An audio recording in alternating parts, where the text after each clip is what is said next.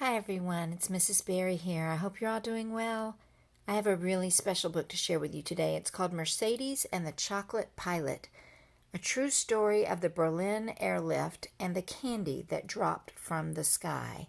If you're not sure what the Berlin airlift is, let's read inside the front cover of the book. This is a story that takes place after World War II in the late 1940s. And it says life was grim in 1948 West Berlin, Germany. In an effort to seize control of the region and to put it under communist rule, Joseph Stalin, who was the Russian leader at that time, blockaded the roads, railroads, and canal routes coming in and out of Berlin to cut off the West Berliners from all food, clothing, heat, and electricity. Without outside help, over 2.2 million people would die. Thus began the Berlin Airlift, a humanitarian rescue mission that utilized British and American airplanes and pilots to fly in needed supplies. And this is the story of one of those pilots and a special something that he did to bring joy to the people who were stuck in Berlin as he dropped supplies from the sky for them. Here's a picture of Berlin in 1948, a rendering of what that might have looked like. Many of their buildings had been bombed during World War II and had not been repaired yet, so it was a mess of a city, but there were still many people there. All right, so we're going to start. This is Mercedes. And this is a story of her and this pilot. And this is a true story. One late August day, Mercedes slipped her hand under the white chicken she kept in the small courtyard garden behind her apartment building. Please let there be eggs, she wished as the silver-winged plane flew above like guardian angels. But like yesterday and the day before, the chickens' nests were empty except for one small egg. Mercedes fed each chicken a worm and tried not to cry. She loved her four feathered pets, but Mama would not be happy. Eggs were more precious than gold in West Berlin during the Russian blockade. Tomorrow I want an egg from each of you, she scolded the chickens sternly. Our Mama will say we cannot afford to keep you and we'll have to eat you for dinner instead. Walking up the bomb-splintered steps to her apartment, Mercedes was sure her white chickens were just too scared of the thundering planes of the airlift to lay their eggs. Night and day the planes roared overhead like huge silver birds into nearby Tempelhof airfield to unload their supplies.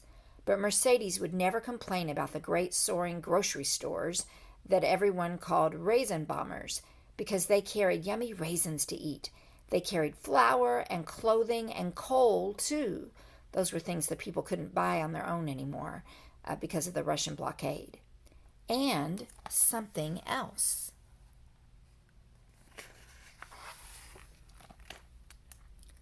One day, Mama had read her a newspaper story about the candy that came from the planes. The story told about the wonderful American chocolate pilot, Lieutenant Gale Halvorson. Every day he rained down sweets on the children who cheered the planes landing on Tempelhof's runway.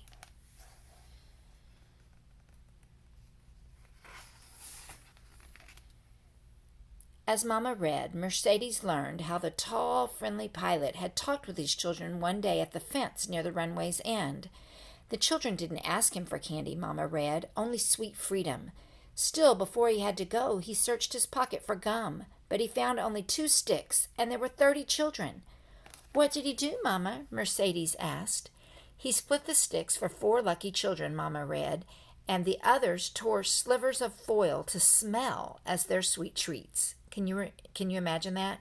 That you'd be grateful just to sniff the candy wrappers? Then, even though he knew he could get in terrible trouble, the pilot promised the children he would drop gum and candy to them from his plane the next day. He stretched out his arms and told them to look for the wiggle of his plane's wings. That night, the pilot made small candy-filled parachutes from handkerchiefs, Mama read on, and he dropped them in secret to the children at the airfield the next day. He made 3 candy drops after that, before his troubles began. And look at all these little candy parachutes going down to the ground. I wonder what the trouble would be. Children's letters addressed to the Chocolate Pilot and Uncle Wiggly Wings began to arrive at the airfield. Then a candy bar almost hit a reporter on his head, and the colonel in charge at Tempelhof read about the pilot's secret in the newspaper. He was caught. Did the colonel yell at him? Mercedes cringed, but Mama laughed and said, only a little. Then he shook his hand and told him to keep dropping and keep him informed. But won't he run out of candy? Mercedes asked anxiously. Mama laughed again. People from all over America now send the pilot handkerchiefs for parachutes, and so much candy that it fills 2 large railroad box cars. Mercedes heaved a sigh of relief. May I go catch some candy at Tempelhof too, Mama? She asked hopefully. Not by yourself, Liebchen, Frau Simon warned quickly. The streets are too dangerous with soldiers and rubble everywhere. But I promise to take you to the airfield soon to see the Chocolate Pilot, she said, hugging Mercedes close to her. Mercedes smelled the smoky scent that still lingered in Mama's blue dress from the time when the bombs had fallen during the war. She knew Mama cried quietly at night for Papa, who hadn't come back from the fighting. Don't worry, Mama. I'll stay close when we go, she said. I'll even walk with my toes in your shadow, except when I run for our candy, she added happily. There she is on her Mama's shoulder. A few weeks later, as Mama promised, Mercedes stood at the airfield fence with the other hopeful children. Above her, thundering planes dropped out of the clouds, shaking the ground at her feet. Then a great cheer came up from the children when they spotted the wiggle of the Chocolate Pilot's wings. Suddenly, many small white parachutes floated down like marshmallow clouds. Mercedes ran excitedly with the other children with her hands stretched high to capture the prize in the sky. But at the very last second, a large boy nearby reached up a little higher and grabbed the parachute that was drifting toward her. And oh, the look in his eyes as he bit into that silky smooth chocolate. It was all Mercedes could think about the whole sad way home. Aw. Think about that when you're older and you have a chance to bring joy to someone who's younger than you. But he took that for himself, didn't he? That night, listening to the sound of the plane's engines above her home, Mercedes wiped at tears. If only she had caught the chocolate, it wouldn't matter if the chickens laid eggs. The candy would make her and Mama so happy, but what could she do? Then Mercedes remembered from the newspaper that children wrote letters to the Chocolate Pilot. With the moon as her lamp, she got out of bed to write one too. And carefully, as she had learned in school, she penned, Dear Chocolate Pilot, we live near the airfield at Tempelhof, and our chickens think your airplanes are chicken hawks, so they become frightened when you fly over to land. They run in shelter, and some molt, with no more eggs from them. Molt means they lose all their feathers. It is a big problem for us. We need the eggs. But when you fly over the garden and see the white chickens, please drop some candy there, and all will be okay. I don't care if you scare them. Your little friend, Mercedes. Frau Simon mailed Mercedes letters the next day, quietly keeping the thought behind her lips that such a busy pilot didn't have time to make every child's dream come true. But Mercedes now waited in the garden with the white chickens every day, wishing on each angel plane above for her candy to fall from the sky. And this is the picture that's on the front cover.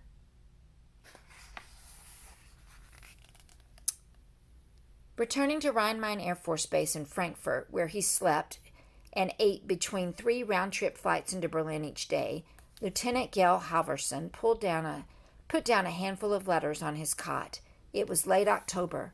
For months now, children's letters with crayon-colored drawings arrived from him from all over Berlin. Each week, the many letters were translated by 2 German secretaries and given to Lieutenant Halvorsen, because they were writing in German, but he spoke English. A few got his personal reply. All the letters touched his heart. Some even made Lieutenant Halvorsen laugh till he cried. A 9-year-old boy, Peter Zimmerman, wrote the Chocolate Pilot that his legs were too short to run fast for the candy, So he drew him a map to his house and instructed, "Fly along the big canal. At the second bridge, turn right. I live in the bombed-out house on the corner. I'll be in the backyard every day at 2 p.m. Please drop it there." There's Lieutenant Halverson reading all his letters.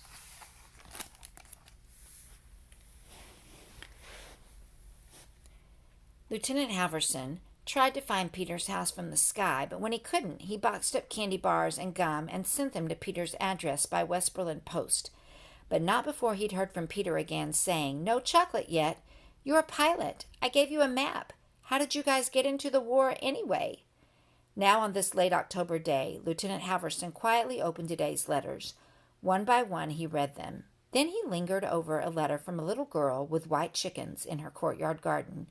He smiled and laughed and fought back a tear as he read, "We need the eggs, but when you fly over the garden and see the white chickens, please drop some candy there and all will be okay. Your little friend Mercedes." Little Lieutenant Halverson, by the way, that LT is the abbreviation for lieutenant, softly rubbed his head. His little friend's sweet hope was as fragile as the eggs and as precious to him as the white chickens were to her. But would he ever find the garden with the chickens? Even with Peter's map, he couldn't find his yard by the canal. Here's a picture of Lieutenant Halverson thinking about the letter.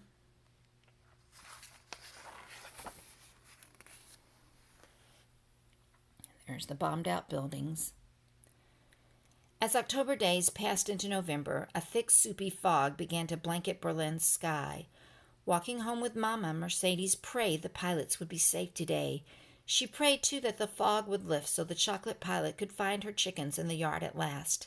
No candy had rained down on them yet. Maybe he had stopped looking for the chickens. "Please don't forget me," Mercedes whispered to the white sky above.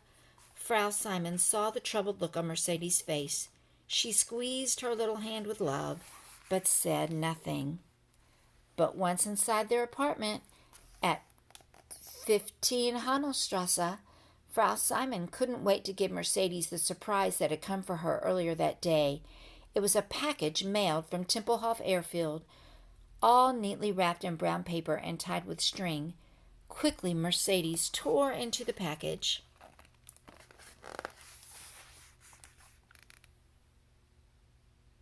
Can you see the excitement on her face? As she opened the box, the sweet smell of candy spread thick as jam through the room. Chocolate bars, packs of white and green mint gum, pink bubble gum too, and lifesaver rolls colored like the rainbow. Her chocolate pilot had found her at last. Mercedes saw Mama blinking back happy tears. She gave her a thick chocolate bar to eat and chose a creamy bar with nuts and caramel nougat for herself.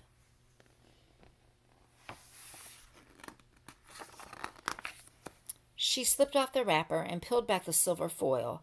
Little by little, she bit into the dark sweetness, letting the smooth taste melt away on her tongue. With each silky bite, she closed her eyes for a second as if she had just tasted heaven. "Mein liebe Mercedes, my dear Mercedes, Frankfurt, the 4th of November, 1948. Thank you for your small letter. Not every day I fly over your home, but surely often. I didn't know that in Haselstrasse there lived such a nice little girl. If I could fly a few rounds over Friedenau, I surely would find the garden with the white chickens. But for this there is not enough time. I hope that, through what is with this letter, I give you a little joy. Your chocolate uncle, Gail Halverson." The memory of this day would stay with her for the rest of her life.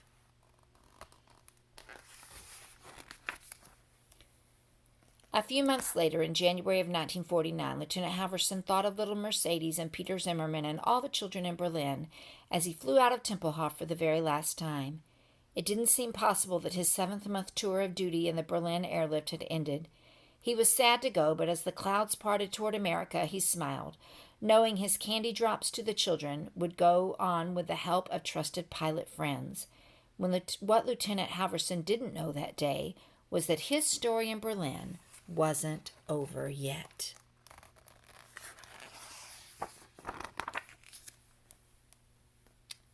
An epilogue means it's a note at the end of the book to tell you what happens after. In 1970, 22 years later, Colonel Gale S. Halverson, he's a colonel then, the chocolate pilot, returned to Berlin with his wife and 5 children. Now he was the new colonel in charge at Tempelhof and the U.S. Air Force representative to Berlin. One night in 1972, Colonel Halverson accepted a dinner invitation from a Berlin couple whom he had never met. A young mother of 2 boys greeted him warmly at an old apartment building near Tempelhof Airfield. The young woman was also a pilot. From her china cabinet, where she kept her treasures, she took out a letter. "Please read this," she said to Colonel Halverson. The letter began, "Mein liebe Mercedes." I ate the candy little by little. Mercedes' smile quivered as her eyes welled with tears of love and gratitude. "But I will keep the letter forever." So that woman who invited him to dinner, that was Mercedes. Mercedes showed Colonel Halverson the window where she had watched the planes and showed him the yard below where the white chickens had once lived. Then she tried to tell him how much his gift had meant to her. Colonel Halverson's eyes misted over. Oh, yes, he knew. But how could he tell Mercedes that the joy had come to him from 2 sticks of gum? He'd seen a world war go by and a cold war begin, but he'd always found in the children's eyes the hope for a better tomorrow. Now he couldn't explain, so he penned a wish for Mercedes on his original letter. "Dear Mercedes and family, I am very happy to greet you and your wonderful family after 24 years. I wish you the best future possible with many sweet things to come." And if you'd like to read more about the chocolate pilot, he was a real person and Mercedes was a real person, and your parents could look up the chocolate pilot on the internet and you can learn more about him there. He's not living anymore, but you can see videos of him and other things about the Berlin airlift. Thank you, everyone. Love you.